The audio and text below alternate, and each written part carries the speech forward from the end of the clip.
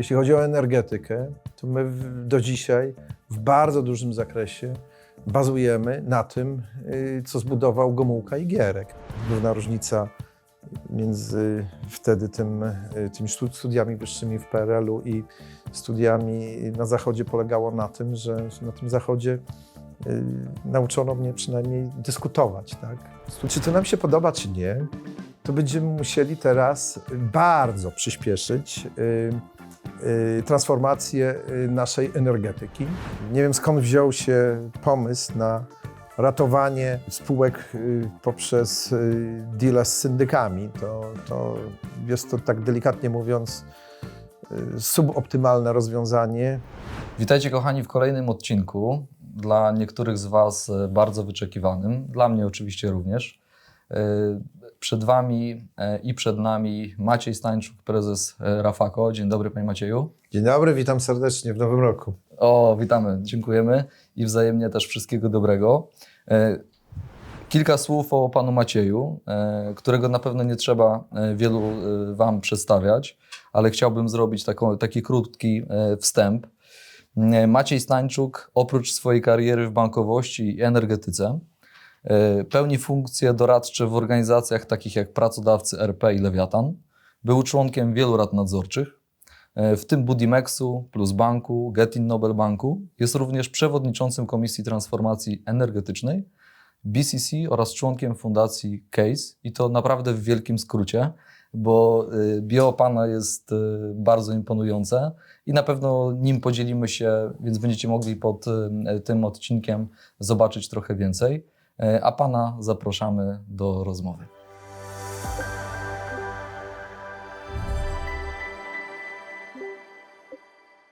Panie Macieju, chcielibyśmy zacząć taką lekką rozgrzewką, żebyśmy weszli sobie na tory ciekawej rozmowy. I chcielibyśmy zacząć od Pana pasji i zacząć trochę poza tą drogą kariery i tą częścią zawodową. Jakby Pan się chciał podzielić swoimi pasjami?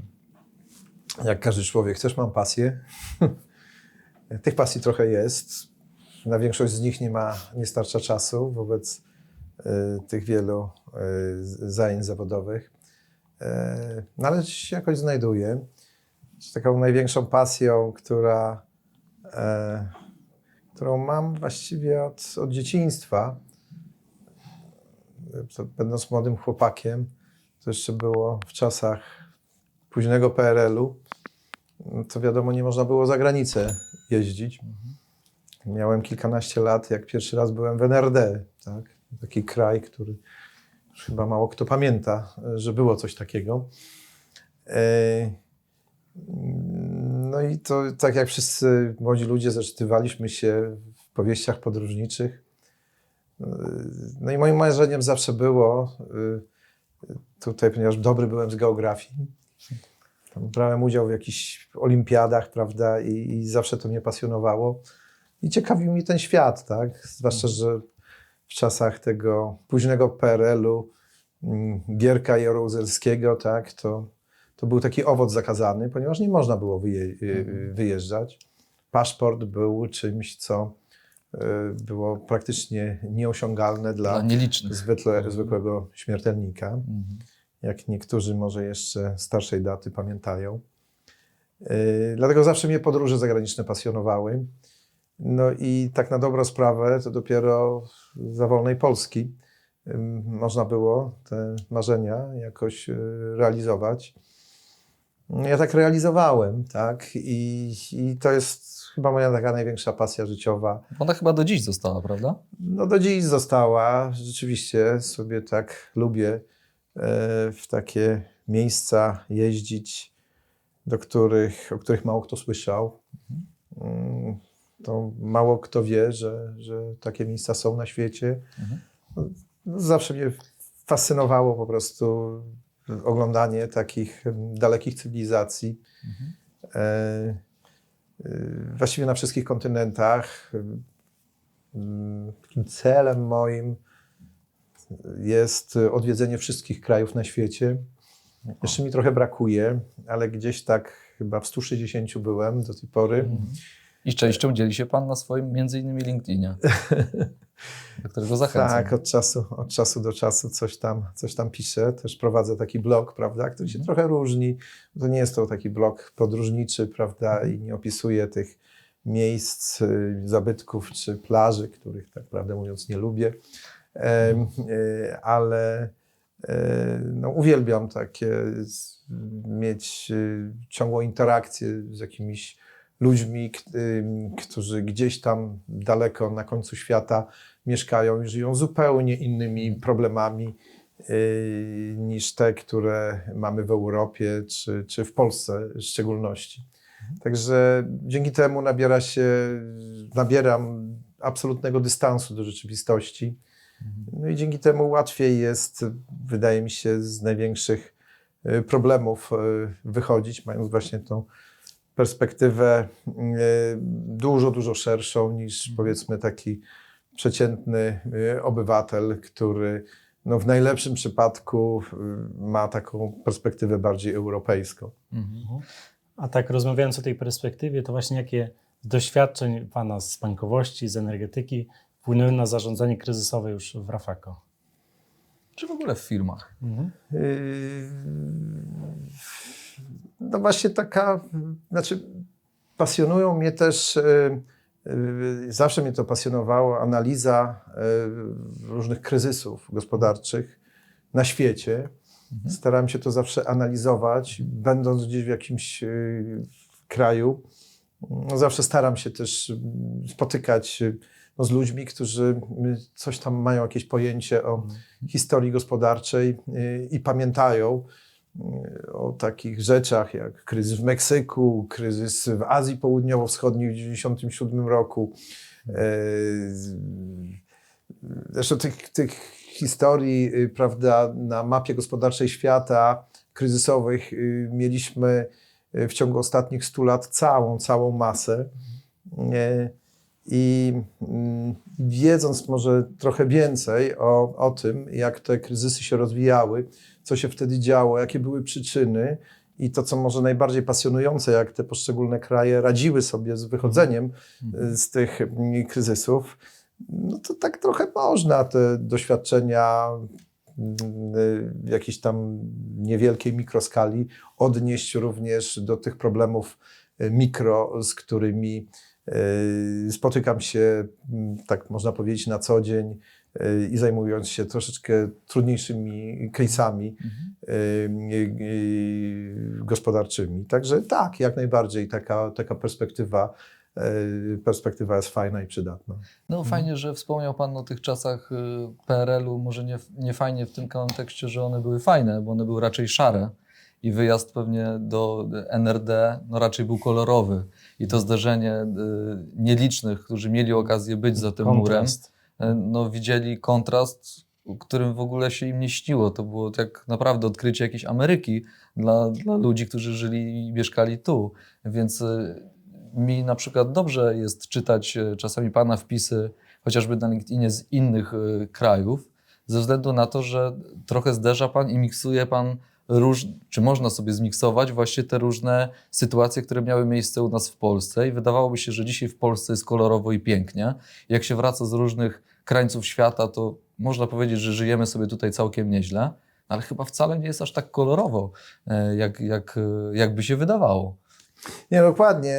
Znaczy, tutaj wspomina Pan NRD, no ja też jestem absolutnym wrogiem tego poprzedniego systemu. Uważam, że to był jeden z najgorszych systemów, które na kuli ziemskiej się pojawiły i te czasy wspominam wyjątkowo jako czarny, czy wręcz najgorszy okres w historii Polski, to lata 80., prawda, po tym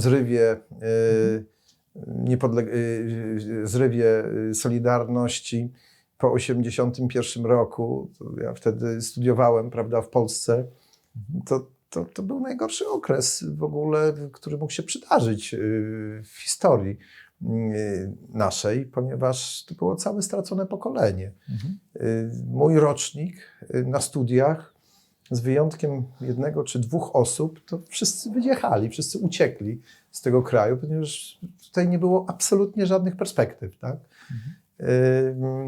I może dzięki temu udało się też w tych naprawdę najgorszych latach naszej historii powojennej, której tutaj panowie ze względu na swój wiek na pewno nie pamiętacie, to jakoś mi się też udało uniknąć, prawda, przynajmniej tej drugiej połowy lat 80., kiedy mieliśmy tutaj jakąś gigantyczną zapaść cywilizacyjną w Polsce.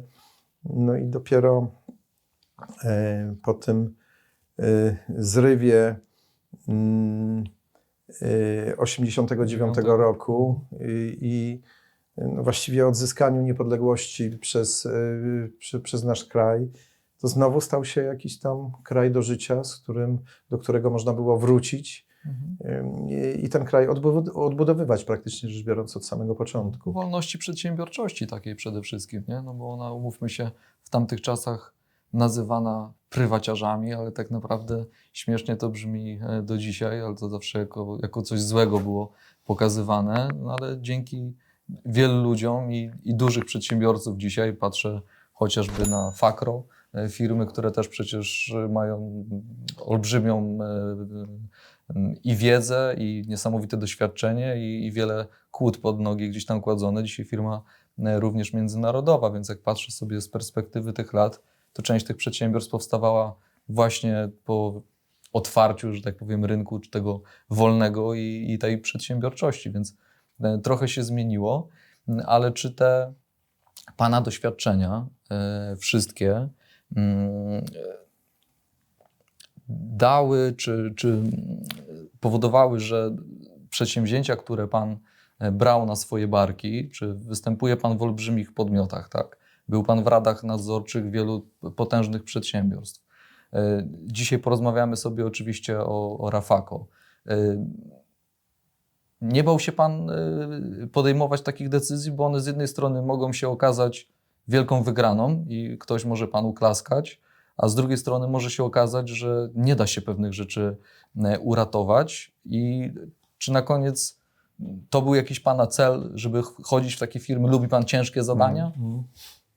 Tak, no ja, jak mówię, ja wróciłem do Polski w 90 roku. Spędziłem wiele lat w Niemczech, też później rok czasu we Francji mieszkałem, jakąś tam pierwszą pracę miałem. No i tak akurat się pojawiła ta szansa powrotu do Polski. I tu właściwie nie chodziło o pieniądze, tak?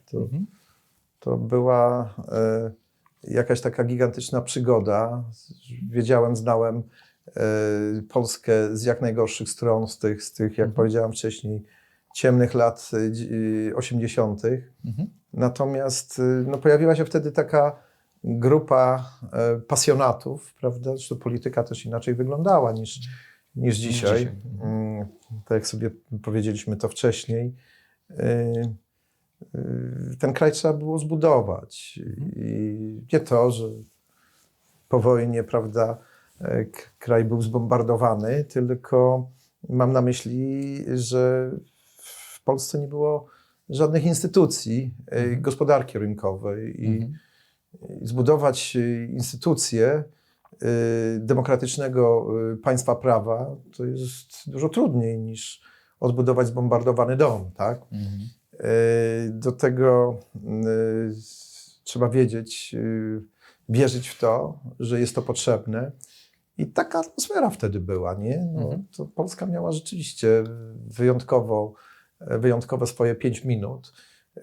Zresztą ta wolność gospodarcza zaczęła się nie w momencie ogłoszenia planu Balcerowicza i zatwierdzenia go przez Sejm, tylko wcześniej, bo to już za późnej komuny był taki minister Wilczek, prawda, który był autorem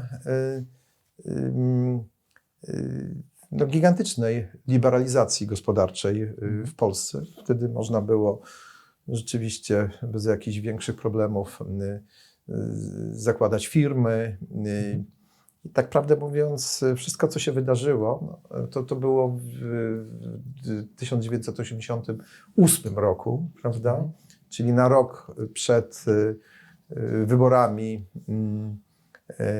tymi częściowo wolnymi, które umożliwiły powrót Polski do demokracji i budowę gospodarki wolnorynkowej w naszym kraju. No i ja byłem bardzo zadowolony z tego i uważam, że to jedna z najlepszych decyzji, którą podjąłem w życiu, żeby wrócić do Polski i zaangażować się właśnie w budowę tych instytucji. Ja akurat tak traf chciał, że nie trafiłem do sektora finansowego i miałem okazję przy kilku takich projektach budowy od samego początku instytucji finansowych, banków, i to były naprawdę niesamowite czasy, tak? Kiedy nie mając jakiegoś większego doświadczenia, poza tym, że tam znaliśmy w przeciwieństwie do wielu innych osób, rówieśników, języki obce, ale tego doświadczenia to tam za dużo nie mieliśmy. I może te studia zagraniczne wtedy nie były takie popularne, prawda, jak teraz. To też był taki kontrast, prawda, kiedy w Polsce na tych studiach, pamiętam, te przedmioty były takie w połowie ideologiczne i zupełnie niepotrzebne, a główna różnica między wtedy tymi studiami wyższymi w PRL-u i studiami na Zachodzie polegało na tym, że na tym Zachodzie nauczono mnie przynajmniej dyskutować. Tak? Studia w Polsce wtedy nie polegały na jakiejkolwiek dyskusji. To był wykład, trzeba było się na pamięć różnych tam historii nauczyć. Ja miałem tyle przedmiotów, że dzisiaj nawet tych przedmiotów nie jestem w stanie powtórzyć i egzaminów tych wszystkich dziesiątków, które zdawałem. Większość z nich było zupełnie niepotrzebne, tak? Natomiast była gigantyczna różnica w sposobie podejścia do kształcenia takiego studenta, ponieważ tam nauczono przede wszystkim dyskutować, zadawano materiał do przeczytania i prowadzenie wykładu to nie był wykład profesora, tylko profesor pełnił rolę moderatora, tak? I studenci musieli jakoś tam prowadzić dyskusję. Oczywiście ktoś, kto nie przygotował się, to nie był w stanie nic powiedzieć i wtedy było źle, tak? Ale ten system bardzo mi się spodobał, tak? I taka kultura dyskutowania, prawda, obrony swoich racji. Akurat tak fajnie się złożyło, że wtedy w latach 90. w Polsce można było rzeczywiście bardzo daleko zajść, będąc mając w miarę otwartą głowę, w miarę poukładanym, niekoniecznie mając doświadczenie. I z tego czasu również ci przedsiębiorcy, którzy wtedy zaczynali i dzięki swoim zaangażowaniu, pracy i pasji zbudowali bardzo fajne firmy, no to naprawdę szacunek i czapka z głów. To były bardzo fajne czasy i tak trochę żałuję, że dzisiaj nie widzę właśnie tam takiej atmosfery parcia do przodu, budowy czegoś nowego i zmieniania naszego kraju w kierunku pozytywnym, żebyśmy się bogacili, żeby gospodarka była bardziej efektywna, a kraj był dobrze zarządzany. Także czasami warto ten okres powspominać. I też z dzisiejszej perspektywy mogę powiedzieć, że dumny jestem, że wtedy miałem okazję uczestniczyć przy wielu fantastycznych projektach, które przyczyniły się do tego, że gospodarka Polski jest w takim świetnym stanie. Tak. Bez właśnie tego okresu i tej pasji i zaangażowania wielu wspaniałych osób na pewno nie byłoby to możliwe. Bez partnerów strategicznych ten program nie mógłby się odbyć. Trenda Group. Kompleksowe wsparcie dla biznesu w zakresie transakcji, sporów, podatków. Słychać to w Pana nawet głosie, że dobrze Pan wspomina też Polskę lat 90. Mało kto pamięta jak. Czy dobre odniosłem wrażenie, czy niekoniecznie? Znaczy ja myślę, że No. to ja tak To- to oceniam z wypowiedzi pana Macieja, że wyczuł pan 5 minut dla Polski i też swoje 5 minut, gdzie można tu wrócić i wnieść coś, co zauważył pan w zachodniej części Znaczącego. Europy. Mhm. I to prawdopodobnie niosło się dalej przez duże przedsiębiorstwa, w których pan był, tak? Mhm. I które pan ciągnął jako menadżer, więc może stąd ten wydźwięk. Nie, no na pewno ma pan rację, tak, dlatego że ja pamiętam, miałem też w Europie Zachodniej wielu znajomych, którzy no, nie zdecydowali się wtedy powrócić do Polski. Myśmy tam dużo nie zarabiali, ale to wiadomo, nawet tam ze $2000 to znaczyło w roku 90 trochę więcej niż $20, które się zarabiało, prawda, w Polsce. W Polsce. Tak? Czy tam później po reformie Balcerowicza było to $200, tak? Ale to nadal była bardzo, bardzo duża różnica. Z tym, że koledzy, którzy zostali w Europie Zachodniej, to jakoś tam te ich ścieżki kariery różnie się potoczyły. Niektórzy zaś się zatrzymali na tym poziomie relatywnie niskim urzędniczym. Ja też tam gdzieś tam we Francji zaczynałem i pracowałem w banku, prawda, w jakimś tam dziale zajmującym się akredytywami. No, nie jest to może jakaś specjalnie ciekawa sprawa.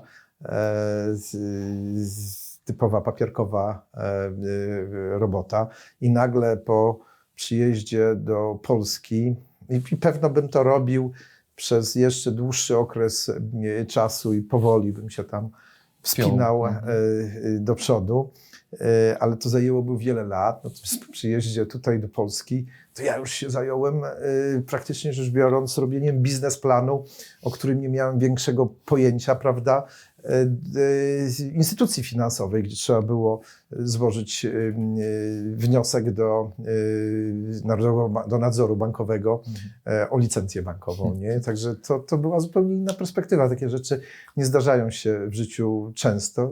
Muszę powiedzieć, że trochę szczęścia też miałem. No pewnie dzisiaj mało realne w dzisiejszym świecie, tak? Ale z jednej strony fajna trampolina, bo tak sobie można to by było może nazwać, ale z drugiej strony no dużo chyba ciężej było i przedsiębiorcom, i ludziom niż jest obecnie teraz.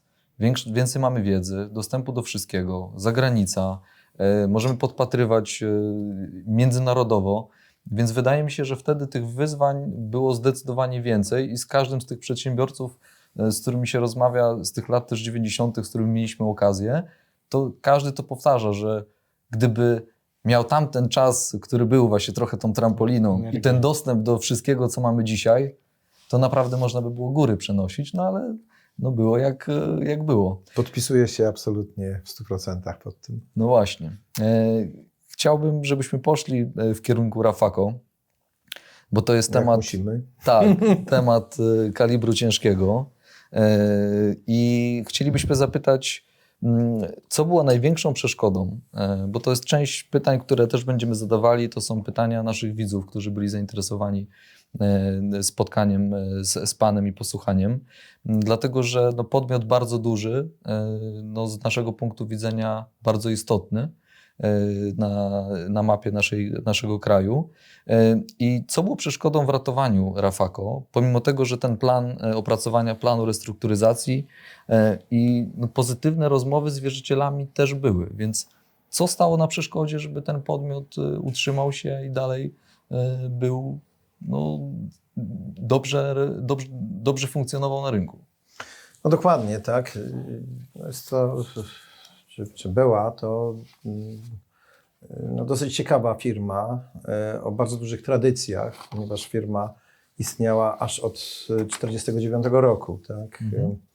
Był to jeden z największych w Europie, też o pozycji światowej, producent kotłów i też o rozpoznawalnej marce na świecie. Będąc niedawno na Bałkanach, tak ze zdziwieniem zauważyłem, że mimo, że ta spółka ma od lat duże problemy, to marka Rafako była tam, czy jest do dzisiaj rozpoznawalna, prawda? Ponieważ Rafako jakoś nawet w PRL-u w latach 70. Potrafiło wyjść na rynki międzynarodowe i sprzedawać te kotły, które możemy zauważyć w wielu miejscach na świecie. Także niewątpliwie firma o takiej bardzo dużej tradycji, o solidnym produkcie, też o takim, jakbym to określił, DNA energetycznym. Zbudowanie takiej spółki od nowa, od początku, od zera na Zielonej Łączce jest bardzo, bardzo trudne, ponieważ trudno kupić właśnie takie DNA energetyczne. Nie wiem, czy tutaj jestem dobrze zrozumiany. Dlatego w dzisiejszym czasie, kiedy polska gospodarka stoi przed gigantycznym wyzwaniem, bo niestety jeśli coś można mówić o jakichś zaniedbaniach po 1990 roku, o ile wiele rzeczy nam się udało zrobić, udało nam się gospodarkę zbudować, udało nam się solidny grunt dla rozwoju zbudować. Właściwie gospodarkę wolnorynkową od początku zrobiliśmy. To jeśli chodzi o energetykę, to my do dzisiaj w bardzo dużym zakresie bazujemy na tym, co zbudował Gomułka i Gierek. Tak? Jeszcze do niedawna blisko 100% energii pochodziło ze spalania węgla. Dzisiaj to spadło do 60%, ale to nadal jest strasznie wysoki. I niestety żaden rząd po wejściu Polski do Unii Europejskiej jakoś nie wykonał wiele, to mówię w bardzo delikatny sposób, żeby tę sytuację zmienić. A to, że ta sytuacja musi być zmieniona, to, że nastąpi odejście od paliw kopalnych, to nie jest wiadomo od wczoraj, od przedwczoraj, od 10 lat. To już wiadomo od roku 2004, kiedy Komisja Europejska wprowadziła ten podatek ETS, czyli podatek emisyjny. Czyli od 20 lat, od 21 lat w międzyczasie są jakieś reguły gry, tak? A my jesteśmy członkiem Unii Europejskiej też dokładnie 20 lat, tak? Stuknęło nam 20 lat. I o ile w wielu sprawach zrobiliśmy bardzo duży krok do przodu, to w sektorze energetycznym zostaliśmy bardzo, bardzo daleko w tyle. Dlaczego akurat mówię o tym sektorze energetycznym? Dlatego ten sektor energetyczny jest tak ważny. Otóż dlatego, że od kilku lat tępiony jest na całym świecie, nie tylko w Unii Europejskiej, nie tylko dlatego, że ktoś tam jakiś zielony ład, prawda, sobie zadecydował, tylko w całym świecie, włącznie ze Stanami Zjednoczonymi, z Australią, czy nawet z tymi Chinami, prawda, świat odchodzi od paliw kopalnych w energetyce. Następuje to z różną intensywnością, prawda? Ale mi się wydaje, że jest to trend absolutnie nieodwracalny. Dlaczego nieodwracalny? Ponieważ gro koncernów międzynarodowych postanowiło tępić ślad węglowy ze swojej działalności, w tym również swoich poddostawców. A sukces gospodarki polskiej i polskich przedsiębiorców właśnie polegał w dużej mierze na tym, że udało nam się znaleźć bardzo fajne miejsce w łańcuchu tworzenia wartości jako poddostawcy, podwykonawcy światowych koncernów energetycznych. Niestety nie udało nam się utworzyć właśnie takich czempionów międzynarodowych, dużych firm, które potrafiłyby funkcjonować globalnie. Trochę firm prywatnych to potrafi robić, ale to nie jest skala porównywalna do Niemiec, Anglii, Wielkiej Brytanii czy Hiszpanii. Tak? Hiszpanie to też świetnie potrafią robić w wielu dziedzinach. I my, wykazując duży ślad węglowy poprzez bardzo wysoki udział emisji dwutlenku węgla w naszej energetyce, no, energia każdy potrzebuje, tak? Natomiast szczególnie w tych przemysłach energochłonnych udział, znaczy emisyjność jest bardzo duża, tak? Nawet te firmy, które właściwie nic nie mają wspólnego z energetyką, poza tym, że są energochłonne i siłą rzeczy wykazują wysoki ślad węglowy, no to nagle się okazuje, że te firmy całkiem realnie mogą wypadać z tego łańcucha poddostawców czy podwykonawców w międzynarodowych grupach gospodarczych. I to jest właśnie to ryzyko, tak, które dopiero od niedawna sobie uświadomiliśmy. Ja nie wiem, dlaczego tak późno to się stało, ponieważ nawet po 2015 roku, kiedy wzmocniona została fala, bardzo niekorzystna fala nacjonalizacji polskiej gospodarki, ja oceniam to bardzo negatywnie. Uważam, że to jest wręcz szkodliwe, prawda, w długim okresie czasu dla polskiej gospodarki. I ta nacjonalizacja objęła polskie instytucje finansowe. Pamiętam, jak wtedy mówiono, dlaczego to się robi. Robi się po to, żeby się uniezależnić od tych złych w domyśle instytucji międzynarodowych, które mogą nie chcieć, prawda, naszego przemysłu finansować z uwagi właśnie na wysoką emisyjność.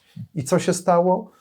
No właśnie te banki, które są kontrolowane przez państwo polskie, przez rząd, bardzo szybko doszły do wniosku, że nie mogą finansować projektów węglowych wykazujących się dużą emisyjnością i bardzo szybko wycofują się z finansowania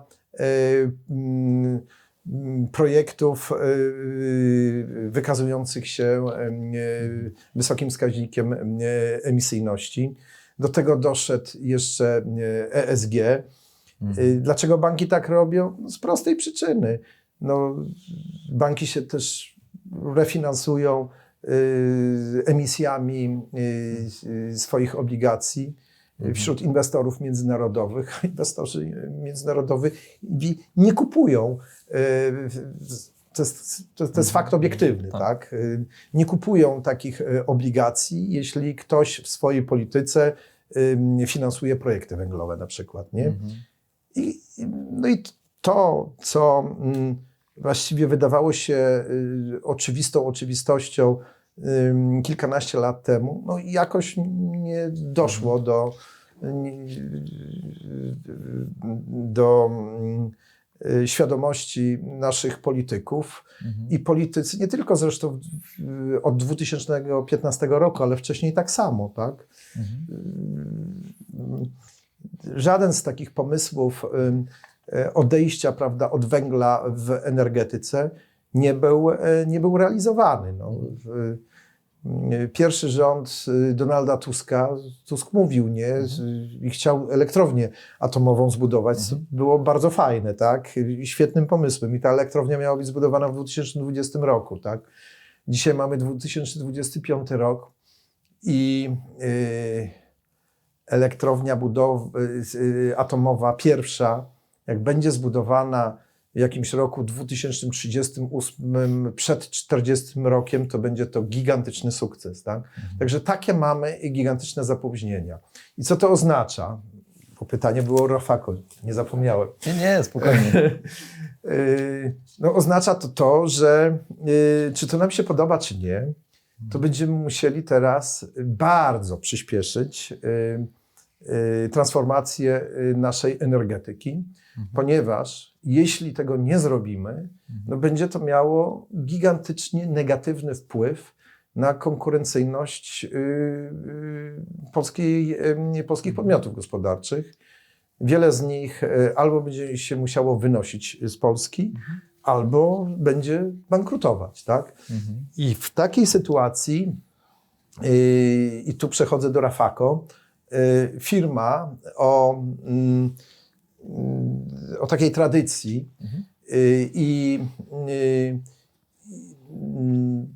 i pomysłach na transformację energetyczną, wydawało mi się, że to jest sprawą absolutnie konieczną, że trzeba zrobić wszystko, żeby ta firma, która od wielu lat ma gigantyczne problemy, mogę kilka słów na ten temat powiedzieć, jeśli to jest interesujące, jak do tego doszło, ale firma po dużych przejściach, takie przypadki się zdarzają, prawda, na świecie, no, powinna utrzymać się na rynku. Dlaczego? Nakłady inwestycyjne na transformację energetyczną w najbliższych, tam do chyba 2030 roku sięgają aż, z tego co pamiętam, 800 miliardów złotych. No ktoś to musi zrobić, tak? No i kogo my mamy na rynku w Polsce, jeśli chodzi o generalnych wykonawców? Do niedawna było Rafako. Jak wiemy, niestety nie udało się uratować Rafako. Inna jakaś firma jest, którą dosyć dobrze znam, to jest Polimex Mostostal, który też miałem okazję 10 lat temu uczestniczyć w wymyśleniu i realizacji procesu ratunkowego dla tej firmy. 10 lat temu udało się to zrobić.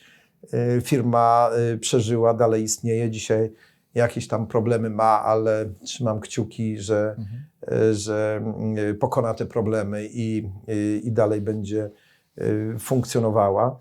Ale przy nakładach inwestycyjnych tego rzędu to No ja rozumiem, wszystko że na to wskazuje. Wsparcie finansowe jest nieuniknione, ono musi być, tak? I ja rozumiem z Pana wcześniejszej wypowiedzi, że to Rafako również miało problem między innymi na pewno, dlatego, że no to finansowanie nie było chęci ze strony banków, które miały finansować. Nie, to jest szerszy. Procesy w ogóle. To jest szerszy problem. Nie, no to musimy się jednak troszeczkę cofnąć i najpierw poznać przyczyny tych problemów, ich diagnozę i dopiero później zastanowić się, jak można by było, co można zrobić, prawda, żeby zmitygować te wszystkie problemy i wyjść z jakąś koncepcją ratunkową. Otóż Rafako było zawsze uznanym producentem w Europie, na świecie kotłów, tak? Robiliśmy kotły węglowe głównie, no, takie było zapotrzebowanie, tak? Problemy związane z Rafako zaczęły się wtedy, kiedy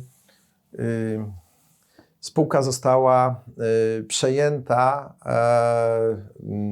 przez grupę PBG. To była taka bardzo duża firma generalnego wykonawstwa, która zaczynała w sektorze gazowym, ale w międzyczasie no, właściwie robiła wszystko. Słucham? Pan Wiśniewski, chyba dobrze pamiętam. Tak, pan Jerzy Wiśniewski był założycielem tej spółki i to był jeden z największych generalnych wykonawców w Polsce. Oni robili autostrady, budowali Stadion Narodowy. wszystkie, znaczy nie wszystkie, ale 3 stadiony z tych 4, na których było Euro w 2012 roku w Polsce. To było budowane wtedy przez Hydrobudowa? PBG. I hydrobudowa. Hydrobudowa jeszcze też należała Tak. do tej grupy.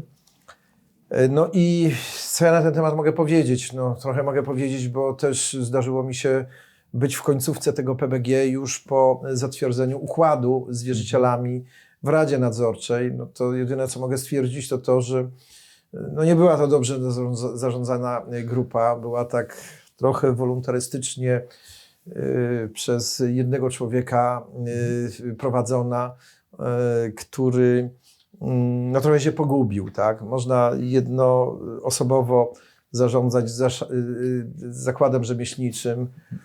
To tak mam taką regułę, że jeszcze do obrotów tak mniej więcej 100 milionów złotych, to można to tak trochę w pojedynkę próbować ogarniać cały aspekt zarządzania przedsiębiorstwem, ale jak przekracza się ten benchmark, a obroty PBG w momentach szczytowych to były kilka miliardów rocznie, to tego nie da się tak robić. To trzeba mieć bardzo profesjonalną organizację.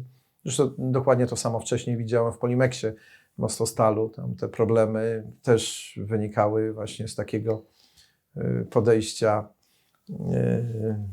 chęci zarządzania jednoosobowo, żeby nie oddać władzy, tak? Jakoś? Firmą, która w pewnym momencie zatrudniała tam chyba 14 000 osób, tak? I też miała obroty tam 5-6 miliardów złotych rocznie.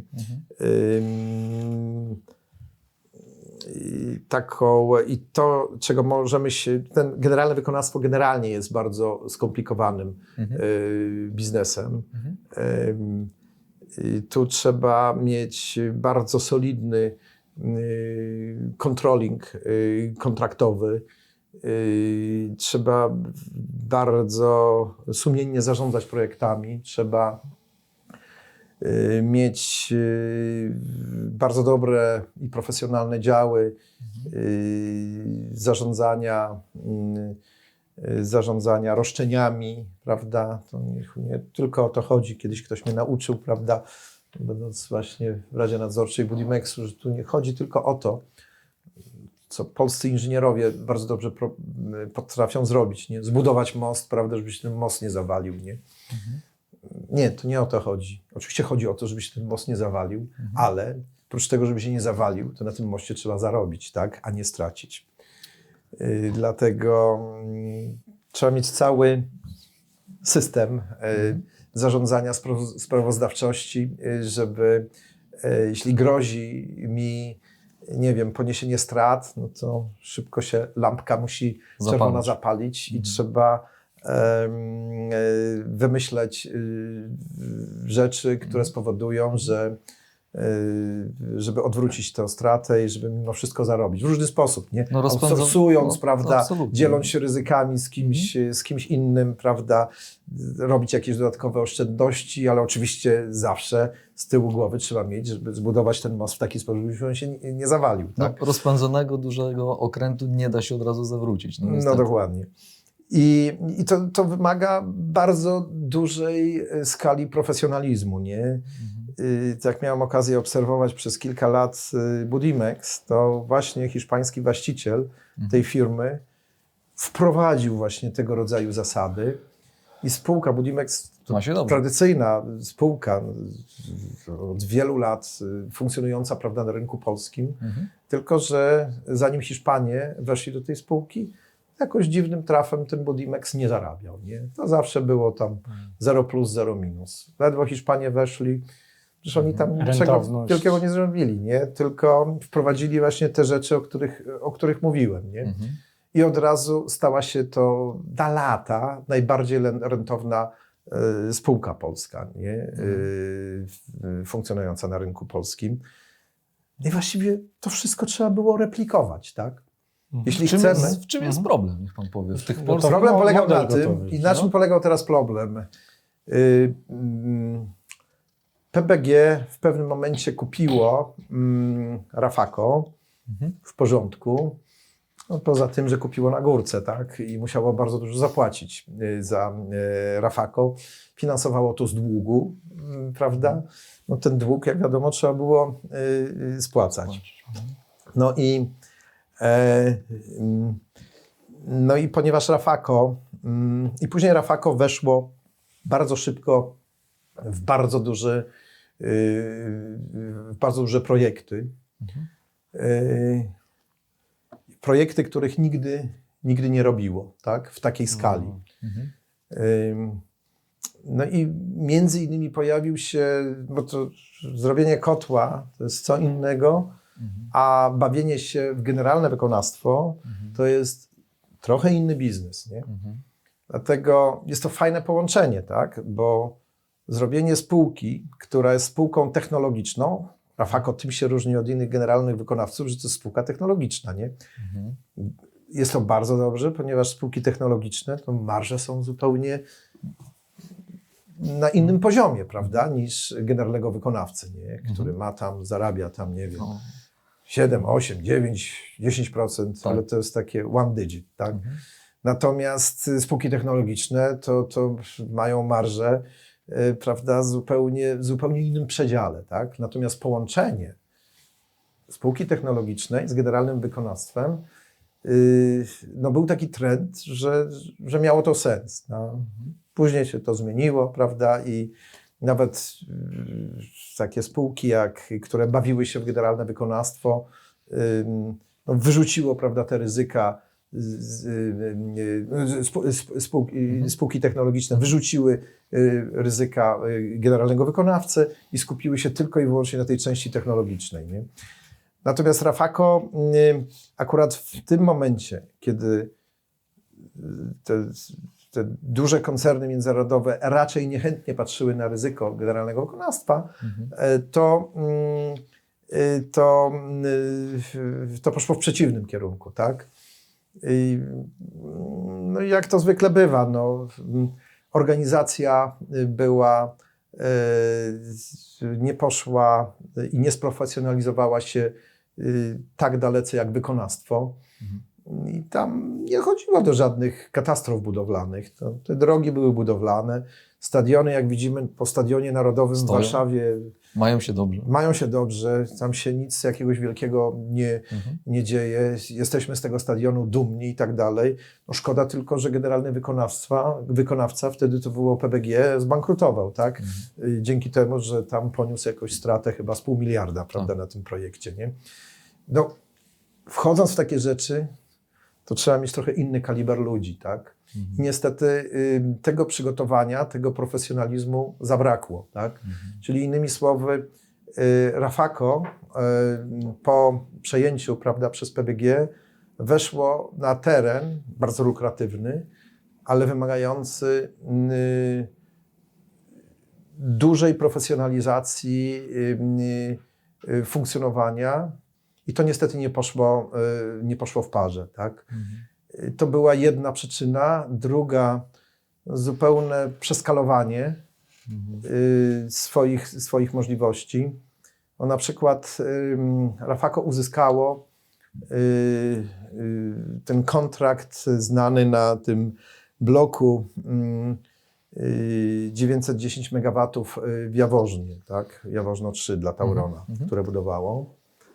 No, ten blok miał całą historię, tu książki można napisać, prawda? Zaczął zajmować też opinię publiczną. Jedna naprawdę z rzadkich inwestycji. No, o tym gazety nie powinny się zajmować i media nie powinny się tak bardzo interesować. Natomiast no, tym blokiem w Jaworznie chyba się wszyscy interesowali, tak? I wszyscy... Każdy to kojarzy. Każdy kojarzy o problemach związanych z tym. Pewnie i turystycznie. Tak. No i co tam się stało? W końcu ten blok został zbudowany, tak? Natomiast Rafako nigdy takich projektów nie realizowało. Wartość tego projektu to było 6,5 miliarda złotych. To było za duże dla Rafako. Rafako musiał się nauczyć wielu rzeczy i no, zawsze trzeba mierzyć siły na zamiary. tego było za dużo. To przerosło. Stąd też wzięły się jakieś problemy, prawda, na budowie. Później niedotrzymywanie harmonogramu. Też problemy z projektem. Jak mówię, w końcu to zostało zrobione, ale no to wygenerowało, prawda, przesunięcia budżetowe i harmonogramowe, które oczywiście mają to do siebie, że powodują znaczne przekroczenie budżetu, kary umowne i takie rzeczy. Dodatkowo, o czym no, przykro jest mówić, nieżyjący już właściciel no, też pewno miał trochę grzechów na sumieniu. Sporo krążyło opinii o tym, że spółka jest zarządzana w dziwny sposób i marża z tak dużego projektu, która naprawdę była na solidnym poziomie, no jakoś znikała. Tak? Dlaczego tak się działo? No, ja nie znam takiego przypadku, żeby właściciel nie był zainteresowany budową wartości firmy, która do niego należy. Natomiast w przypadku Rafako, tyle co mogę powiedzieć, tak nie było. Tak? Działo się to czasami w sposób zupełnie nielegalny, prawda? Z wyprowadzaniem marży przez jakieś tam spółki, słupy.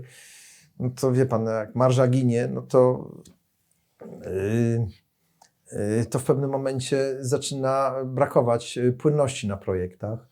No i to niestety się wydarzyło i to była też, oczywiście ja to wiem ex post, prawda, będąc w środku i sprawdzając finanse tego projektu.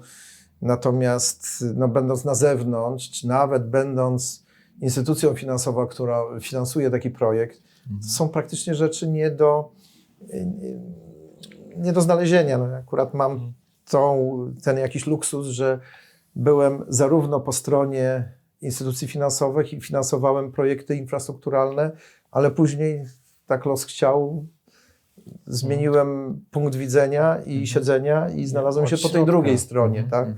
To pamiętam, jak jakiś jeden bardzo znany menadżer, który mi powiedział, mówi, wiesz Maciek, to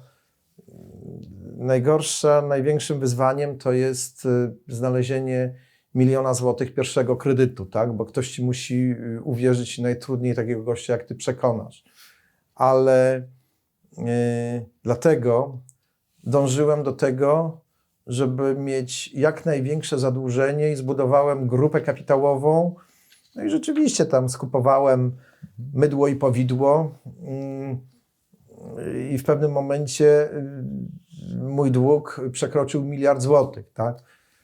No i tam zdywersyfikowałem, prawda, te banki i nagle 15 banków mnie finansowało, nie? Ale plus jest taki, że mając tak duży dług, to jest to mój problem, jest to problem banków, nie? Także taka mentalność też się zdarzała, niestety, na polskim rynku. I właśnie takie podejście też było problemem. Trochę to dotknęło przy zachowaniu wszelkich proporcji Rafako i ten dług, który zaczął się gromadzić, bo tej płynności brakowało, bo ona tam wyciekała na różne dziwne cele, no spowodował, że spółka była w coraz gorszej sytuacji. Luki pokrywała wolnymi przepływami gotówki z innych projektów. Tego się nie powinno robić, tak? Bo każdy projekt powinien mieć swój budżet, powinien mieć oddzielne finansowanie. Tak to wygląda w profesjonalnej, nieprowadzonej firmie, tak by the book. Tak? W Rafako tak niestety nie było. Te pieniądze tak gdzieś wpływały, uciekały. Zresztą podobne rzeczy widziałem wiele lat wcześniej w Polimexie. I myślę, że no w Polimexie udało się, ten projekt skończył się sukcesem.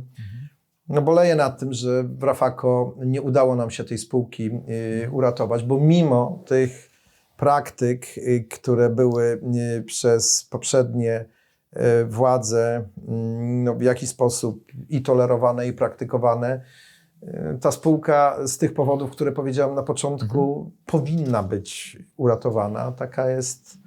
Taka powinna być polska racja stanu. Nam brakuje i brakować będzie w najbliższym dziesięcioleciu rodzimych generalnych wykonawców, którzy będą te miliardowe inwestycje w stanie realizować. I my tego już nie odtworzymy.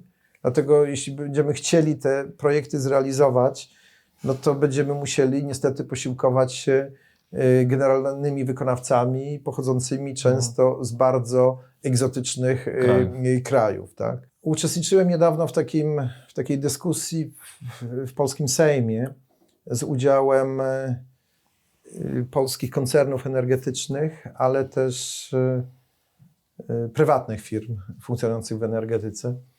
I prezes jednej z tych firm prywatnych właśnie jako jedno z ryzyk największych dla realizacji tego programu inwestycyjnego transformacji polskiej energetyki powiedział, że prócz właśnie tych kwestii, którymi się nie zajmujemy na co dzień, to dodał finansowanie i właśnie generalne wykonawstwo.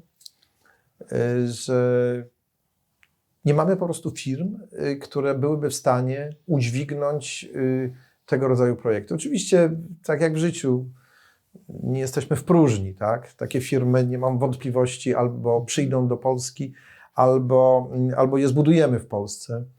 Tylko że mając istniejący taki ongoing business, jest lepiej go utrzymać, prawda? Łatwiej chyba. Niż zbudować, wejść na rynek. To jest kwestia referencji, prawda? Jest to kwestia tysięcy innych rzeczy.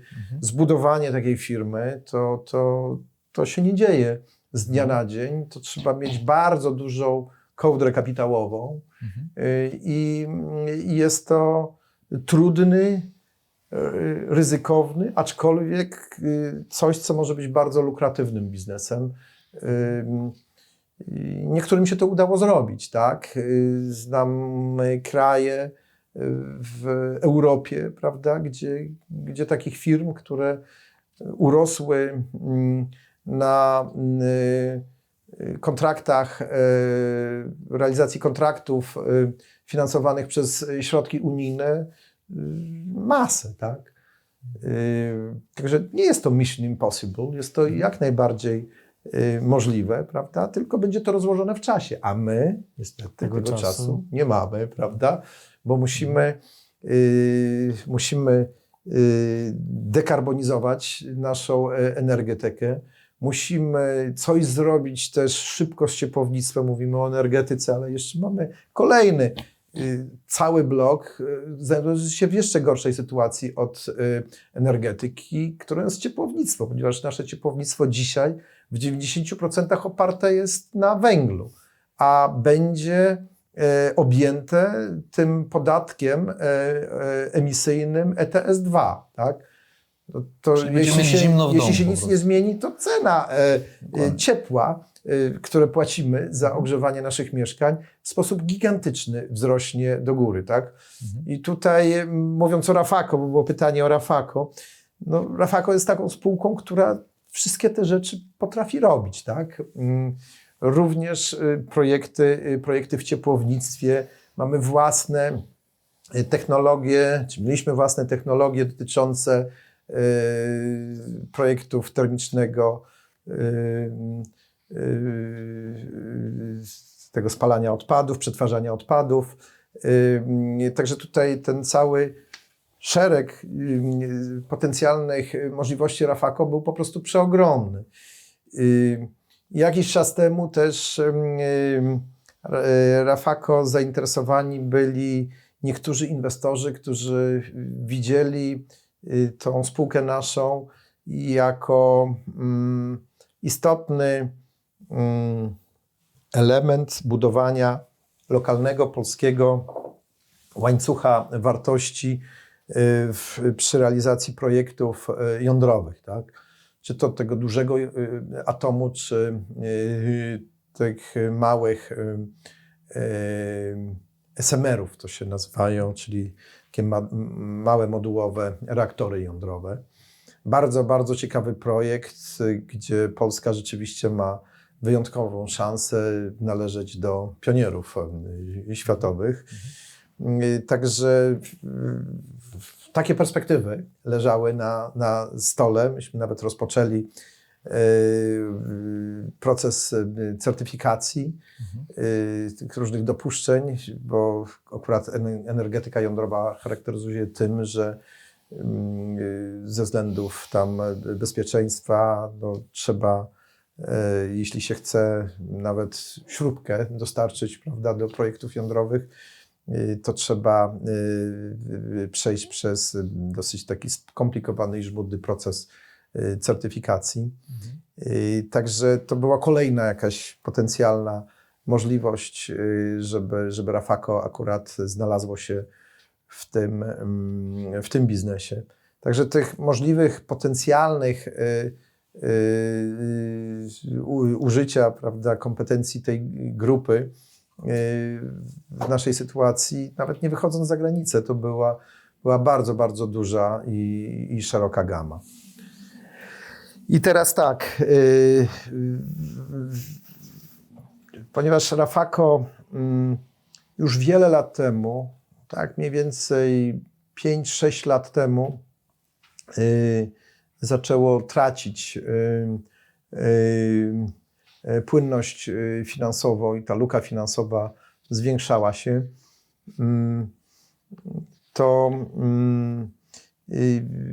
to był jeden problem. Drugim problemem to stała się struktura właścicielska Rafako. Otóż PBG,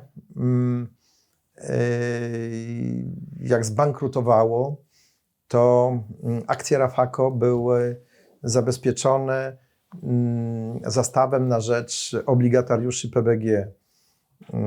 Tu wielokrotnie w mediach się mówi, że Rafako to jest spółka prywatna i tam państwo nie ma nic do tego.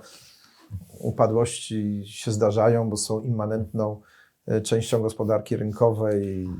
Ja się z tym zgadzam, oczywiście, tak. Bez upadłości nie ma życia gospodarczego i nawet jestem skłonny reprezentować pogląd, że nie można być dobrym menedżerem, nie zaliczając jakiegoś tam procesu upadłości, tak, bo to jest zupełnie inne doświadczenie, tak. Nie dlatego, żebym był dumny z tego, bo uważam, że akurat to, że próba ratowania Rafako skończyła się porażką, to też jest moja porażka osobista i to przyznaję absolutnie wprost, tak, że nie udało się tego poukładać. Ale wracając do sytuacji własnościowej Rafako, tymi właścicielami stali się nagle obligatariusze. Kim są ci obligatariusze? To były największe instytucje finansowe w Polsce. No, tak się złożyło, że w większości państwowe. Były tam oczywiście też i fundusze prywatne, ale no przede wszystkim to były instytucje kontrolowane, prawda, przez Skarb Państwa. Tak? No i pomysł na ratowanie tej spółki, który ja przynajmniej miałem, polegał na tym, że no i spółka miała dług też, tak? Dług, który powstał no z tych problemów z złym zarządzaniem projektami, utratą płynności, no i też tym, że niektóre projekty, jak na przykład ten osławiony blok w Jaworznie, skończył się ugodą, no ale elementem tej ugody było na przykład podpisanie, zgoda na to, że inwestor tego Jaworzna, czyli Tauron, pociągnął gwarancję dobrego wykonania, nie w pełnej wysokości tych gwarancji, tylko tam zmniejszonej trochę o jakieś 40%. No i to, co pozostało, to była duża kwota, prawda, sięgająca tam 260 milionów złotych. No, to były roszczenia zwrotne banków, tak, które były właściwie na każdym elemencie aktywów zabezpieczone. Także tutaj zarząd właściwie nie mógł nic zrobić. Miał związane ręce z uwagi właśnie na to, że wszystkie aktywa były zastawione na rzecz banku. I pomysł, który myśmy mieli na restrukturyzację tej spółki i powrót jej na rynek, no, polegał na tym, że no, spółka nie może nie mieć właściciela. No, tutaj taka była sytuacja, że tego właściciela nie ma, bo to jeśli właścicielem są zarządzający aktywami w funduszach, prawda, no to tak jakby ich nie było, tak? To z takim rodzajem właściciela no właściwie nie można nic mówić, nic zrobić, dlatego że oni nie są skłonni dołożyć nawet złotówki do sytuacji spółki. I to było wiadomo od początku. Dlatego no, pomysł polegał na tym, żeby umożliwić i tak wyczyścić sytuację w spółce, żeby było możliwe wprowadzenia inwestora strategicznego do spółki. No bo bez właściciela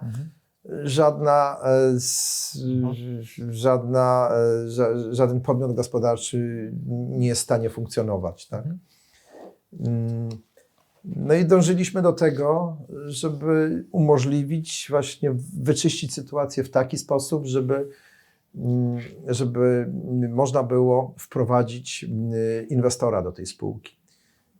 Na czym to polegało? No przede wszystkim musiał zniknąć dług. Ten dług wynosił prawie 1 miliard złotych, tak? Także i tutaj mówiąc o pozycji wierzycieli, wśród których były największe polskie, mówię o tych wierzycielach zabezpieczonych, no przede wszystkim były największe polskie banki, 4, z których 3 były kontrolowane przez Skarb Państwa. No i tu te instytucje, ci wierzyciele zachowali się w sposób absolutnie przewidywalny, tak? Myśmy chcieli, żeby ten dług zniknął i oni postawili warunek, zgodzimy się na to, żeby ten dług zniknął pod warunkiem, że zniknął w taki sposób, że konwertują ten dług na akcje spółki. Zresztą taki sam manewr zrobiliśmy 10 lat wcześniej w Polimexie. Wtedy się to udało, zakończyło się to sukcesem. To wtedy była największa taka konwersja długu na akcje, taki debt equity swap, prawda, wtedy w Polsce. To samo chcieliśmy powtórzyć w Rafako. No, warunek, który banki postawiły, był taki podstawowy, to było wprowadzenie inwestora strategicznego. A żeby wprowadzić tego inwestora strategicznego, to trzeba było tą sytuację w spółce uporządkować i wyczyścić. Czy byli tacy inwestorzy? Tak, byli. I byli absolutnie poważni. I to, co najbardziej lubię, inwestorzy z sektora prywatnego. No, generalnie, to może taka mała dygresja, rola państwa w polskiej gospodarce niebezpiecznie wzrasta i to nie od 2015 roku, ale zaczęło się to wcześniej. Po 2015 roku no mieliśmy właściwie eksplozję, prawda, rozpychania się państwa w gospodarce, co ja oceniam zdecydowanie negatywnie, bo pamiętam początek tych lat 90., kiedy byliśmy zupełnie w innym trendzie, tak? Wtedy zależało nam na tym i to akurat ta strategia odniosła sukces. Państwo zostało znacznie odchudzone i dzięki temu gospodarka była dużo bardziej efektywna. Natomiast od ponad 10 lat my brniemy w kierunku zwiększenia roli państwa w gospodarce i firmy państwowe mają w Polsce na dzisiaj udział w PKB około 30%. To jest strasznie wysoki wskaźnik. Znacznie wyższy kilkakrotnie wyższy niż w krajach Europy Zachodniej. Udział w ogóle państwa w PKB w Polsce oscyluje około 50%. To jest więcej niż w socjalnych krajach skandynawskich, tak? Także my brniemy dalej, prawda, w tym kierunku. Co gorsze, w polityce polskiej, no, możecie panowie usłyszeć wszystko, ale nikt się nie zajmuje i nie zwraca uwagi na to, żeby ten trend odwrócić, tak?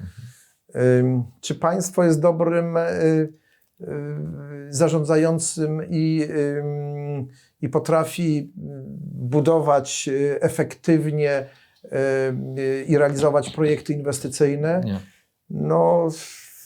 No to widzimy, co się działo w ostatnich 8 latach, tak? Widzimy, jak pieniądze były topione w nieprzygotowane projekty. Te wieże w elektrowni Ostrołęka są tego najlepszym przykładem, ale takich przykładów przecież mieliśmy znacznie więcej, tak? Teraz w audytach spółek Skarbu Państwa wychodzi, że realizowane były wielomiliardowe projekty, które były kompletnie nieprzygotowane i które są nieefektywne i muszą być w tej chwili restrukturyzowane, a z niektórych te firmy kontrolowane przez Skarb Państwa muszą się wycofywać, tak? I to zobaczymy w sprawozdaniach finansowych za 2024 rok, które za kilka miesięcy zaczną się ukazywać, jakiej skali odpisy będą realizowane, tak? Także no, znaczy ja to wiem, tak, bo tam trochę obserwuję w innych krajach, czym się kończy zbyt duża aktywność państwa w gospodarce. Państwo powinno być przede wszystkim bardzo dobrym i sprawnym regulatorem, obiektywnym regulatorem, a nie budować fabryki, tak? I co gorsze, zarządzać, prawda, tymi fabrykami. Także wracając do Rafako,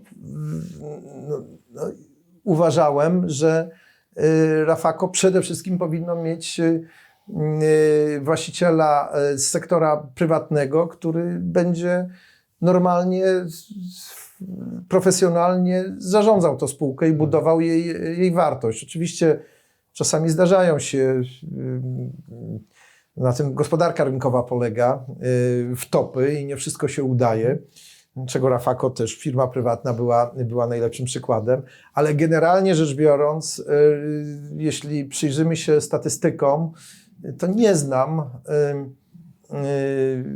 analizy, która pokazywałaby, że państwo jest sprawniejszym właścicielem firm w porównaniu do sektora, w porównaniu do właściciela prywatnego. No i byłem przekonany, że to jest najlepsze też rozwiązanie dla pracowników, ponieważ w długim okresie czasu gwarantuje im stabilne warunki zatrudnienia i najlepszą, stabilną przyszłość, czego większość z pracowników najemnych oczekuje. I byliśmy na dobrej drodze, żeby to zamknąć powodzeniem. No ale niestety nie udało się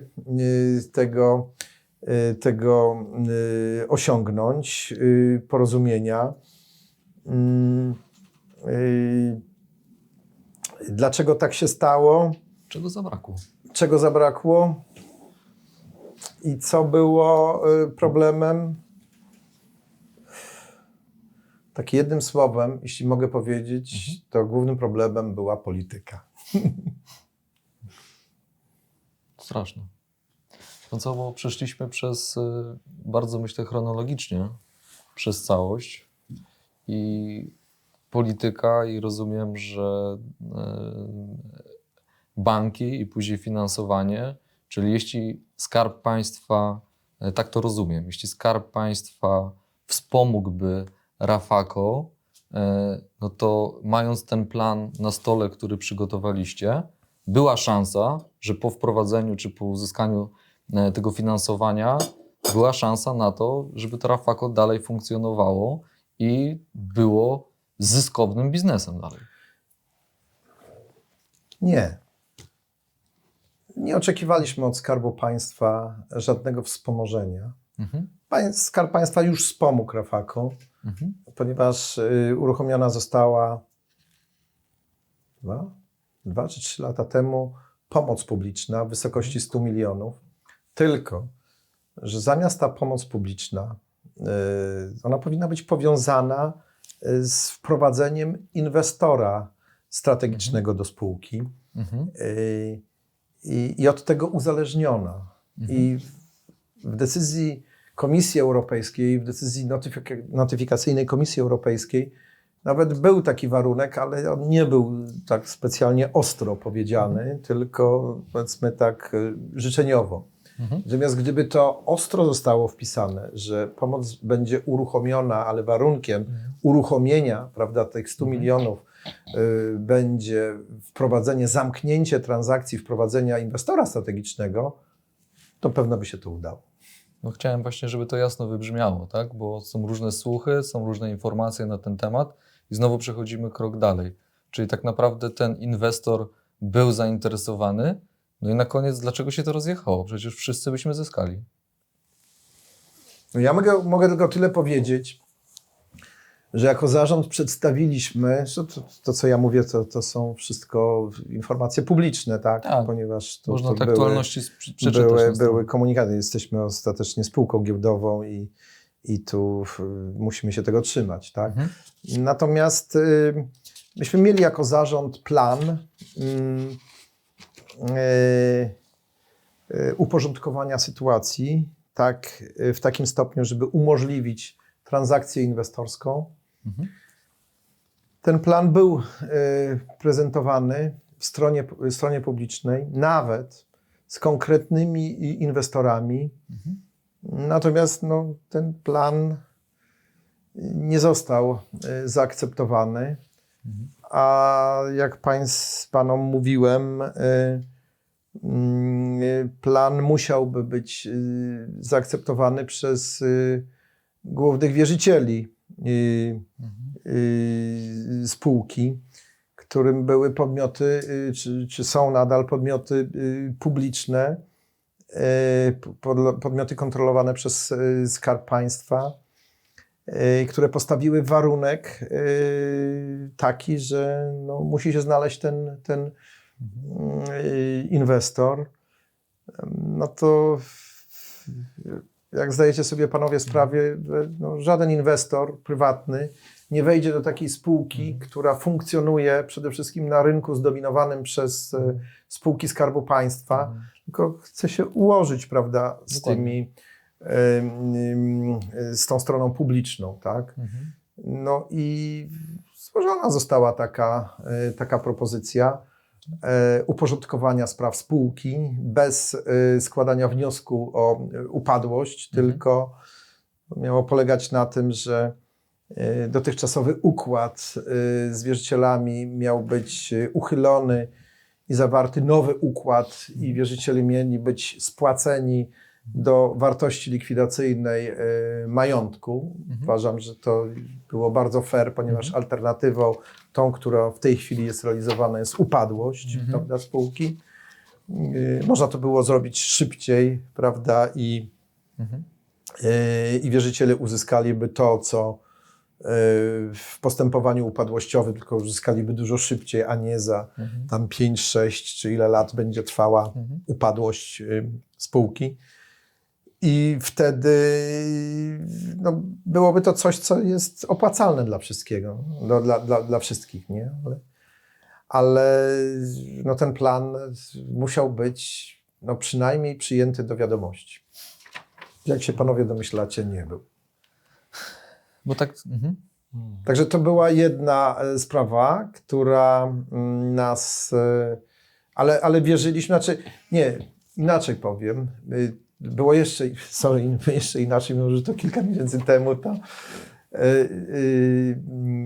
Ten plan został przedstawiony i my właściwie nie dostaliśmy żadnego odzewu na ten plan, natomiast z wierzycielami pracowaliśmy bo to skomplikowana struktura prawna jest i dostawaliśmy tam dziesiątki pytań, na które skrzętnie udzielaliśmy odpowiedzi.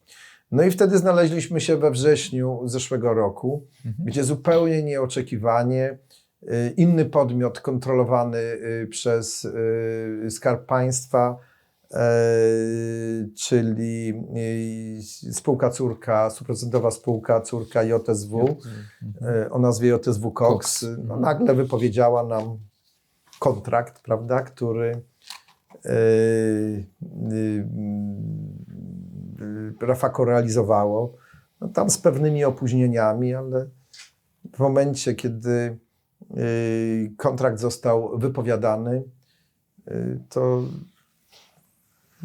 inwestycja była praktycznie rzecz biorąc gotowa. 80-90%? Znajdowaliśmy się więcej.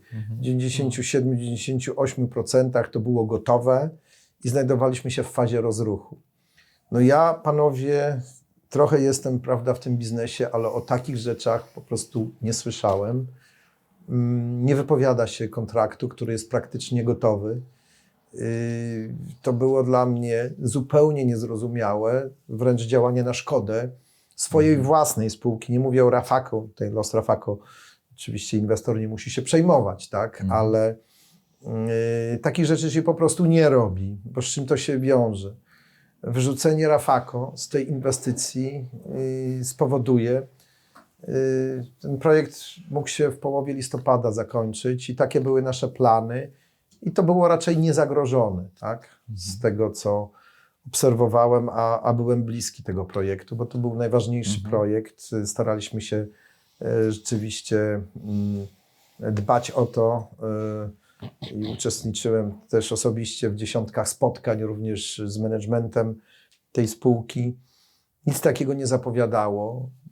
Ja ich ostrzegałem, że to jest szczególnie istotne, żeby ten projekt dokończyć. Zresztą dla nich też, tak? No, opóźnienie na projekcie było już znaczne, ale no jakoś tam doszliśmy praktycznie rzecz biorąc do szczęśliwego końca.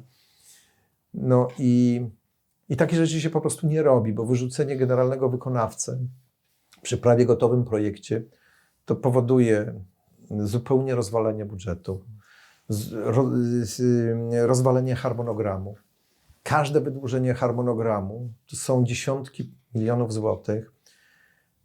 Nowy wykonawca, który no, musi być wynajęty, prawda, do tego, żeby dokończyć tę inwestycję, jest, no, musi wycenić, prawda, tą pracę. Także to jest budżet razy kilka, prawda.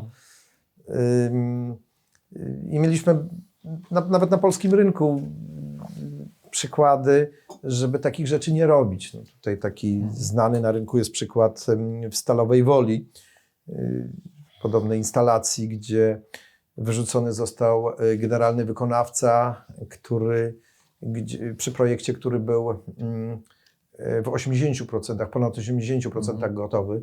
Opóźnienie, które wtedy wystąpiło, projekt się opóźnił o 4 lata, a budżet wzrósł 3-krotnie. Komu się to opłaci? No nikomu. No. Cały czas o tym myślę. Także no, takich rzeczy się nie robi. Nie?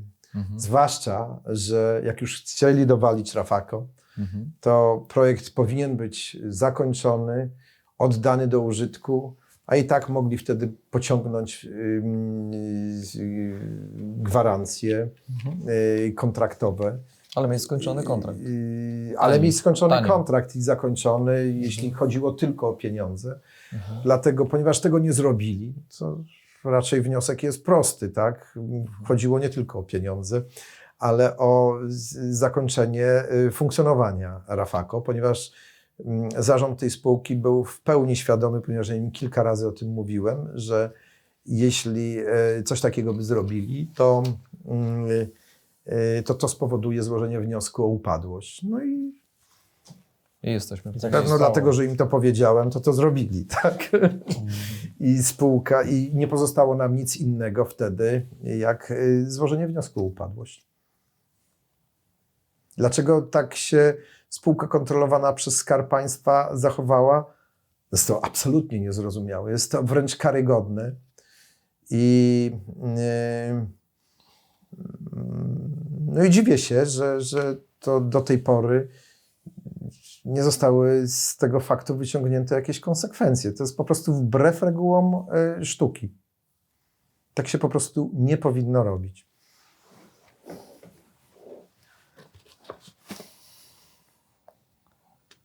No, powiem szczerze, że kompletnie dla mnie również niezrozumiałe.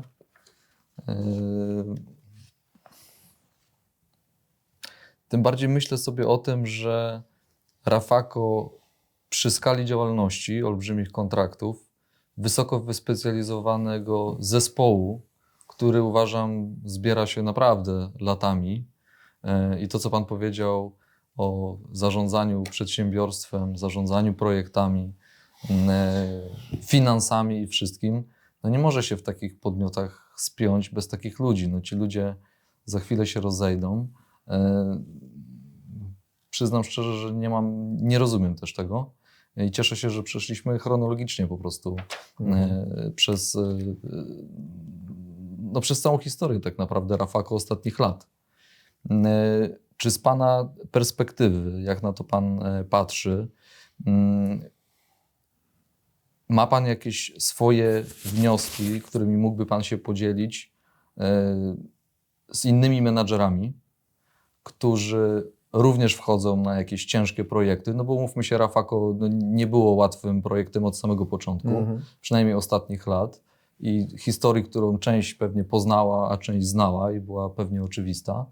Ale czy miałby Pan jakieś wnioski, którymi mógłby Pan się podzielić, albo wręcz radami, które mogłyby spowodować i dla menadżera, i dla przede wszystkim przedsiębiorstwa no coś, co albo by taki podmiot ratowało, albo pomagało takiemu menadżerowi. No. Bo dzisiaj ma Pan pewnie inną wiedzę, nie wiem, czy by Pan podjął inne decyzje, które Pan podejmował w międzyczasie. Nie no, gdybym wiedział, że niektórzy kontrahenci się w taki sposób zachowają, a nie inni, to pewno bym zachował się inaczej. To jest oczywiste. Natomiast tak, no, chciałbym jednak, zanim odpowiem na pytanie, to skończyć może jakoś ten temat Rafako jakoś bardziej optymistyczną puentą. No, wydaje mi się, że jakaś refleksja nastąpiła. W ostatnim czasie miały miejsce wreszcie spotkania między zarządem Agencji Rozwoju Przemysłu a syndykiem masy upadłościowej Rafako.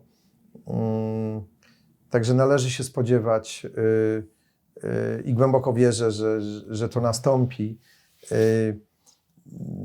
No jakaś interwencja strony publicznej, na czym to będzie polegało, to nie wiem, ja nie uczestniczę w tych rozmowach już teraz. Nie uważam, że to jest wariant optymalny.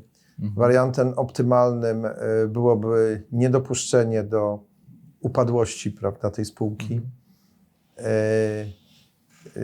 Nie wiem, skąd wziął się pomysł na ratowanie spółek poprzez deale z syndykami. To jest to, tak delikatnie mówiąc, suboptymalne rozwiązanie, jeśli chodzi o kwestię zachowania miejsc pracy czy zachowania substancji samych spółek.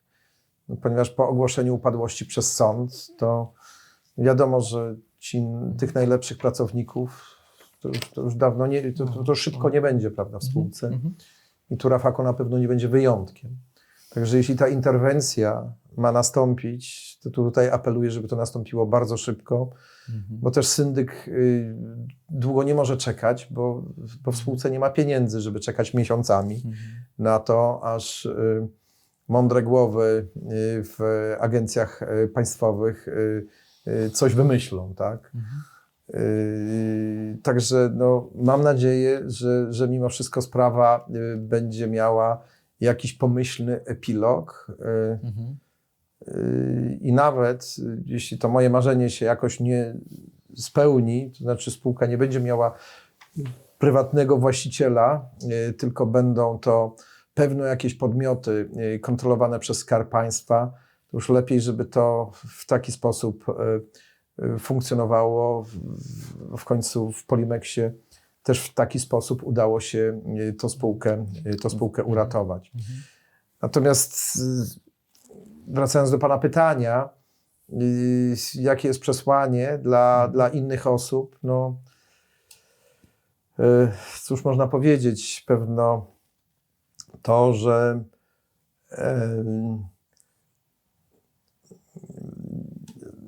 w spółkach, które są uwikłane w różne relacje biznesowe ze spółkami kontrolowanymi przez Skarb Państwa, no żeby bardzo na to uważać, ponieważ nie jest to niestety często zachowanie racjonalne tych podmiotów. W grę wchodzą jakieś inne rzeczy, to już nie chcę nawet, prawda, w te tematy wchodzić.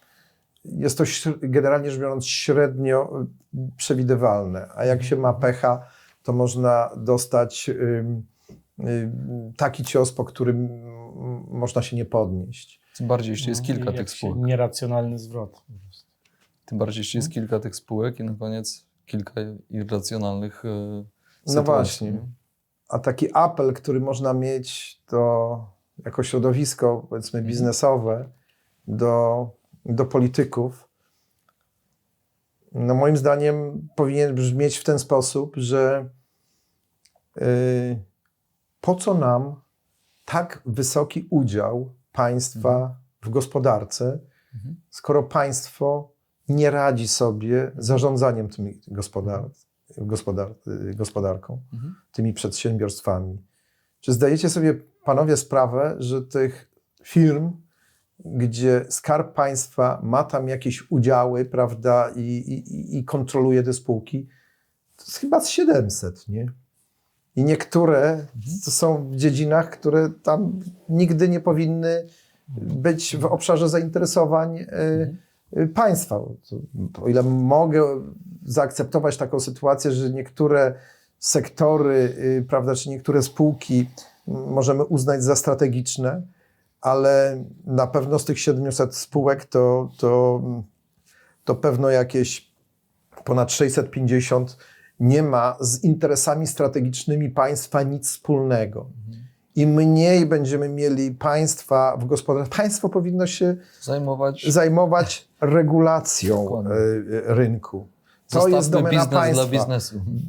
Pełniąc funkcję regulatora z jednej strony i regulowanego, to już powoduje konflikt interesów, tak? I mamy do czynienia jeszcze niektóre instytucje regulacyjne, jak UOKiK, to pamiętam przed 2015 rokiem funkcjonowały w miarę profesjonalnie i były w stanie zablokować niektóre fuzje między firmami państwowymi. Nie wiem, czy pamiętacie państwo, kiedy Enea chciała przejąć... Co oni tam chcieli przejąć? Energię chyba, tak? Czy PGE? Nie, zaraz, co to było? Nie pamiętam. Enea chciała przejąć energię, tak? Transakcja była przygotowana, zaakceptowana przez ambitnych, etatystycznych polityków. No i zjawiła się szefowa Urzędu Ochrony Konsumentów, która postawiła się i zablokowała tą fuzję wbrew ministrowi Skarbu Państwa, no i pewno premierowi, tak? Także później, po 2015 roku, to było kompletnie nie do wyobrażenia taka sytuacja, ponieważ regulatorzy de facto reprezentowali interesy tylko jednej strony, nie konsumenta, tylko państwa i przyklepywali wszystkie najbardziej idiotyczne transakcje, które miały miejsce. Dlatego powrót do roli silnego regulatora, dbającego o wyważenie interesów między konsumentem, przedsiębiorcami i interesami państwa, to jest to, czego nam najbardziej trzeba. Dzisiaj mamy zdecydowany przechył w stronę omnipotentnego państwa. Nie mamy w parlamencie ani jednego ugrupowania, które zwróciłoby uwagę na to, co ja mówię, tak? No, tak wysoki udział państwa w PKB jest po prostu szkodliwy, ponieważ przez to w dłuższym okresie czasu nie będziemy się rozwijać tak szybko i nie będziemy gonili tego mitycznego, prawda, Zachodu. I tych Niemców, prawda, z taką szybkością, jaką robiliśmy to przez ostatnie 30 lat. Chociaż dzisiaj mają swoje problemy i pewnie Każdy ma swoje się problemy. więcej. No mieli więcej, ale nie martwmy się o nich, martwmy się o nas. Tam też za chwilę będą wybory. Jestem przekonany, że Niemcy akurat charakteryzują się tym, że są racjonalnym narodem. Trafiają im się różne dziwne i złe przypadki, ale potrafią z nich wychodzić. I jestem przekonany, że po tych wyborach, które będą mieli za miesiąc, pojawi się tam rozsądna większość, która zacznie się zachowywać racjonalnie. Dzisiaj nawet była wypowiedź szefa CSU, który, wracając do tego naszego tematu, o którym dużo rozmawialiśmy dzisiaj, nagle stwierdził, że Niemcy powinny wrócić do energetyki jądrowej i chce ten szef CSU, który jest jednocześnie premierem Bawarii, żeby zamknięta i częściowo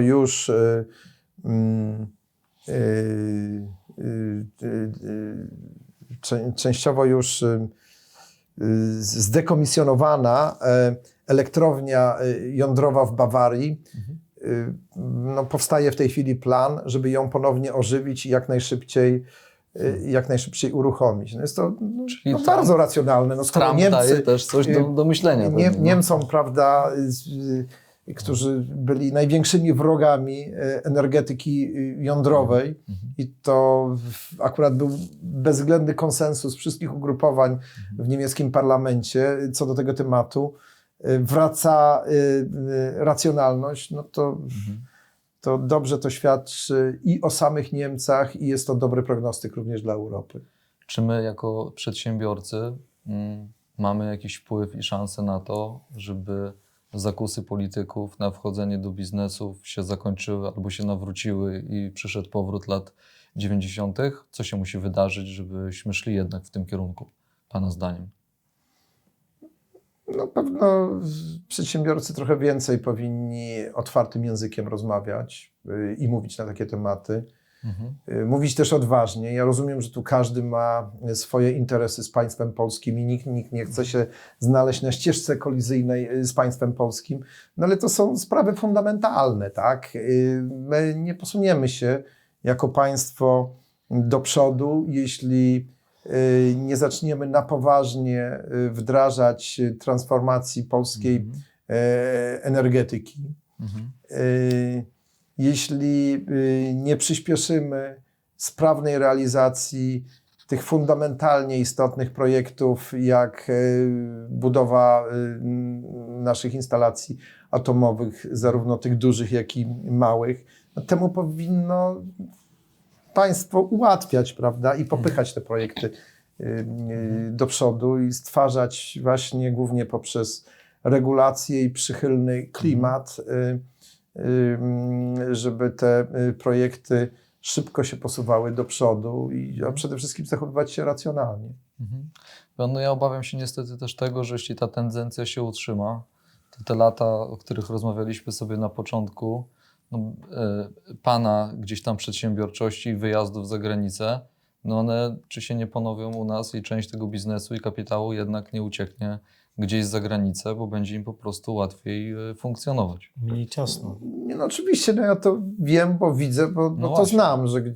ci, którzy tego nie robili, to tracili konkurencyjność ze wszystkimi negatywnymi skutkami. Oczywiście my jesteśmy mimo wszystko daleko jeszcze Jasne. od tego. Te wskaźniki nasze nie wyglądają najgorzej. Natomiast rozwijamy się coraz wolniej. I nie ma powodu, żebyśmy nie wrócili do znacznie szybszych wskaźników wzrostu, tak jak to się działo przez ostatnie 30 lat. Mhm. A dzisiaj no, wszystko na to wskazuje, że to paliwo rozwojowe nam się skończyło. Skończyło. No właśnie, nawet nie kończy, tylko skończyło. Panie Macieju, podsumowując nasze ciekawe, uważam, bardzo spotkanie i naszą rozmowę, czy chciałby Pan coś dodać, uzupełnić do tego, co już powiedzieliśmy, czy co wybrzmiało? Czy pewno tylko to, że w Polsce jest tyle wspaniałych pomysłów, tyle ludzi, o których w ogóle nie słyszymy, którzy budowali przez ostatnie 30 lat fantastyczne firmy. Mhm. O wielu z nich zupełnie nie słyszymy. Dzisiaj akurat zajmowaliśmy się przypadkiem może medialnym i głośnym, ale tym złym, tak? Mhm. Takich rzeczy powinno być jak najmniej, prawda? Także mam nadzieję, że tam w kolejnych programach będziecie Państwo z ludźmi rozmawiali, którzy mogą się pochwalić z dużym sukcesem, budową przedsiębiorstw, które udało im się zrealizować. Bo uważam, że powinniśmy, znaczy to, co przedmiot naszej dzisiejszej rozmowy, to takie trochę to taki trochę apel był też do tego, co nie należy robić i jak nie należy się zachowywać, prawda? Bo z takich sytuacji też należy wyciągać wnioski. Do tego zmierzam. Ale Polska jest przede wszystkim krajem ludzi sukcesów. I tych sukcesów mamy bardzo dużo. Co Na do całym tego, to świecie. nie mam wątpliwości. Mi się wydaje, że nawet mamy więcej niż przeciętnie gdzie indziej, przynajmniej w tej pobliskiej zagranicy. I trzeba tym ludziom po prostu umożliwić rozwijanie swoich biznesów. W większości, i jeszcze jedno, to nie są firmy państwowe, to nie są te Orleny, Taurony, PGE i tak dalej. To są firmy, których nazw wielokrotnie nie znamy, a są to spółki o obrotach kilkuset milionowych, miliardowych. I to jest ten motor pociągowy polskiej gospodarki. I rządy powinny akurat promować i ułatwiać funkcjonowanie takim przedsiębiorcom, a nie skupiać się na tym, jak zwiększyć swoje wpływy, to znaczy polityków, i nacjonalizować kolejne spółki. To naprawdę jest droga donikąd i Rafako powinno być tutaj dużą przestrogą dla tych, którzy myślą, że na gruzach takich spółek powstaną potężne, prawda, znowu kontrolowane przez polityków byty. Z tego naprawdę nic dobrego nie będzie i to nie jest jakaś tam przemądrzałość z mojej strony, tylko coś, co jest oparte na analizach, dostępnych analizach badających efektywność podmiotów kontrolowanych przez państwo versus podmiotów prywatnych. Ja dzisiejsze nasze spotkanie traktuję o tyle wyjątkowo, że mam wrażenie, że na scenie takiej biznesowej brakuje nam takich osób jak Pan.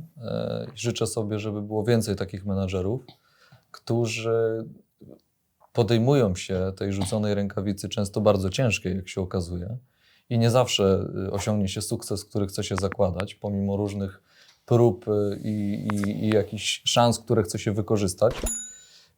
to ja sobie bardzo cenię to nasze spotkanie i Pana wypowiedź, ze względu na to, że jest Pan drogowskazem dla tych młodych ludzi, być może i dla swoich kolegów. Mi brakuje, sam Pan to powiedział, że biznes powinien więcej się dzielić. Ja uważam, że brakuje nam Pana pokolenia, Pana doświadczeń, również kolegów, którzy wypowiedzą się właśnie o ciężkich przypadkach, bo każdy chce opowiadać o sukcesach, jak to jest pięknie i cudownie, życie jest usłane różami. No nie jest tak. I ten przykład pięknie to pokazuje, a może i nie pięknie, możemy na niego spojrzeć z różnej oczywiście strony, ale ja się cieszę, że są takie osoby jak Pan, no i nie pracował Pan sam z całą dużą ekipą na różne rezultaty i uważam, że świetnie jest się tym podzielić, bo nie chciałbym, żeby brakowało ludzi, którzy podejmują się ciężkich rękawic, a biorą tylko i spijają śmietankę. No, każdy biznes, nawet mały, przy mikroprzedsiębiorstwie, też jest każdego dnia jakimś wyzwaniem i codziennym wykolejeniem.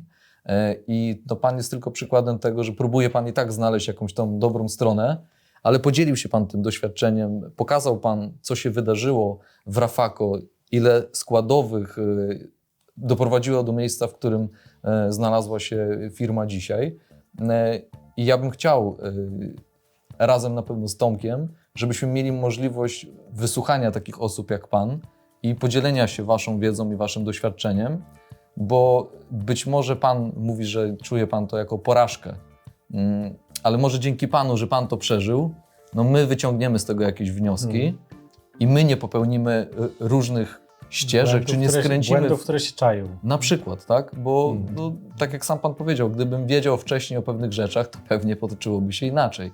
No, my dzisiaj wiemy to dzięki Panu, no Pan to przyjął na swoją klatę, ale na koniec my z tego skorzystamy i tego oczywiście wszystkim życzę, więc za to Panu dziękujemy, za tą odwagę, że Pan się tym podzielił, bo to tak jak mówię, no, łatwo jest się dzielić sukcesami, tak? Ale ciężko jest wziąć na klatę i powiedzieć, robiliśmy wszystko, jesteśmy tu, gdzie jesteśmy, a dzisiaj znamy no, ścieżkę tych wszystkich scenariuszy, które czekały gdzieś tam za rogiem. No.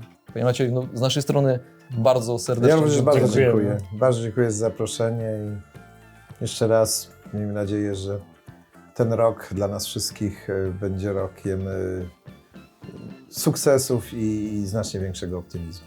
Absolutnie tego Panu i wszystkim życzymy. Kochani, zapraszamy do komentowania, zapraszamy do polubiania naszych odcinków, dlatego że dzięki zasięgom, które udaje nam się generować przez takie wypowiedzi ekspertów, menadżerów, no dzięki Wam możemy takich gości zapraszać i móc z nimi rozmawiać, a z Wami dzielić się wiedzą. Zapraszamy do kolejnych odcinków, a dzisiaj jeszcze raz dziękujemy Panie Macieju. Wszystkiego dobrego. Dziękuję bardzo.